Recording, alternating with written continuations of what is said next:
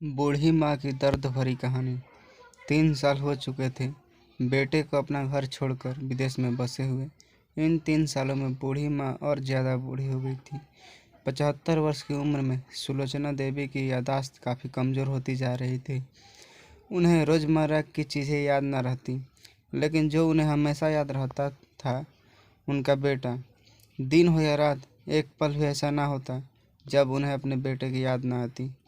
दूसरी तरफ बेटा था, जो साल भर में एक आधा बार अपने माँ को फ़ोन कर लिया करता और 1-2 मिनट से ज़्यादा बातें नहीं किया करता था। फिर भी यह बूढ़ी माँ टकटकी लगाए अपने बेटे का इंतज़ार करती। एक दिन बेटे का विदेश से फ़ोन आया। हेलो हेलो, सुन रही हो ना माँ?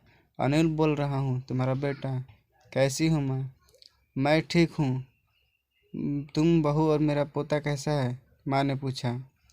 सब अच्छे हैं माँ, मैं अगले हफ्ते गांव आ रहा हूँ माँ तुम्हें लेने। हम सब अब साथ में ही लंदन में रहेंगे। माँ, तुम्हारी बहू कह रही थी माँ को यहाँ पर लेकर आओ, बेचारी अकेली वहाँ परेशान होती होगी, बेटे ने कहा। माँ की बूढ़ी सूखी आंखें आंसुओं से भीग गई। उसके कमज़ोर शरीर के नस नस में खुशी की लहर दौड़ गई। बेटे और बहू का अपने प्रति प्रेम देखकर माँ का मन खुशी से भर आया। बेटे ने आगे कहा, माँ तैयार रहा ना माँ, मुझे ज़्यादा दिन छुट्टियाँ नहीं हैं। जिस से जितने पैसे लेने हैं लेकर रखना। तब तक मैं प्रॉपर्टी डीलर से बात कर लेता हूँ घर के लिए। घर के लिए? माँ ने पूछा। हाँ माँ, गांव का घर हमें बेच देना पड़ेगा। अब हम साथ में ही रहने वाले हैं, तो वहाँ पर घर रखने का कोई मतलब नहीं है माँ, बेटे ने कहा। बुढ़ापे की वजह से ठीक से चलने में असक्षम माँ ने पूरे मोहल्ले में घूम घूम कर अपनी इस खुशखबरी को सबको सुनाया। सभी को खुशी हुई। सबको लगा माँ जी के आखिरी दिन अपने परिवार के साथ खुशी से बीत जाएंगे। घर वापस आकर माँ ने अपने घर के कोने कोने को ऐसे देखा जैसे वो अपने दूसरे बेटे को देख रही है। देखे भी क्यों ना, उस घर को अपने बेटे से कम थोड़ी समझा था। अपने पति के 40 साल ही यहीं तो बिताए थे, लेकिन अब मजबूर भी बुढ़ापे के आखिरी साल बेटे और बहू के साथ बिताना चाहती थी। दिल पर पत्थर रखकर घर बेचने के लिए माँ तैयार हो गई। आनन फानन में बेटे ने घर को आधे दाम पर बेच दिया।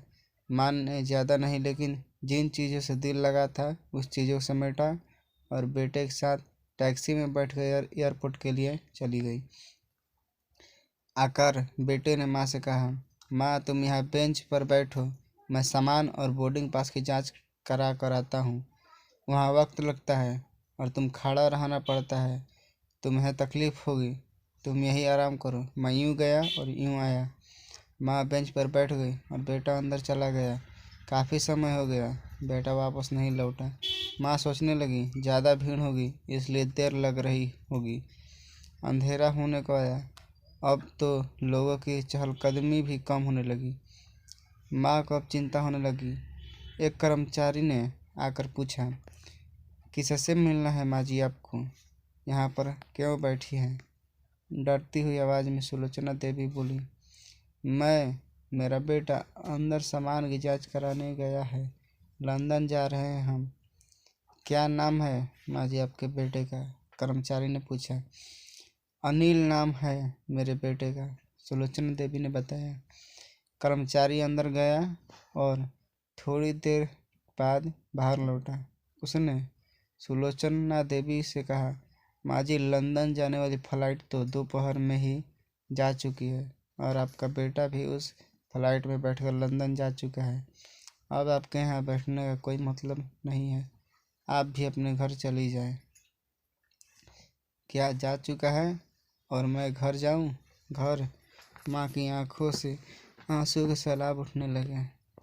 जैसे तैसे माँ घर पहुंची, जो अब उसका था ही नहीं, बिक चुका था।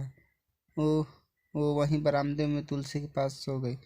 घर के नए मालिक को उस पर दया आई तो एक कमरा किराए से उसको दे दिया। पेंशन के पैसों से खाना और किराए का बंदोबस्त हो जाता था। दिन बीतने लगे।